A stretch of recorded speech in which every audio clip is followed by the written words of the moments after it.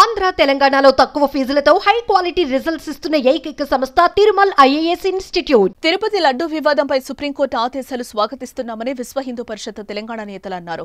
ప్రపంచ వ్యాప్తంగా ఉన్న హిందువుల విశ్వాసాలు పరిగణలోనికి తీసుకుని తిరుపతి లడ్డూ కల్తీ వివాదంపై సుప్రీంకోర్టు 5 సభ్యులతో కూడిన స్వతంత్ర దర్యాప్తు కమిటీని నియమించి విచారణ పూర్తి చేయాలని ఇచ్చిన ఆదేశాలను విశ్వ హిందూ పరిషత్ స్వాగతిస్తోందన్నారు.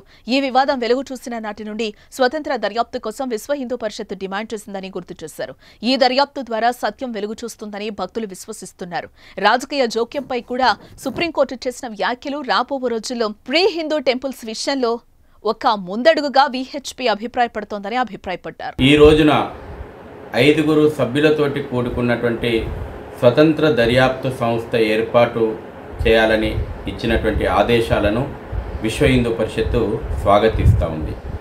వివాదం వెలుగు చూసినటువంటి మొదటి రోజు నుంచి కూడా స్వతంత్ర దర్యాప్తు సంస్థ ఏర్పడాలి, స్వతంత్ర దర్యాప్తు సంస్థ ఆధ్వర్యం లోపట విచారణ జరగాలని విశ్వ హిందూ పరిషత్తు డిమాండ్ చేసింది.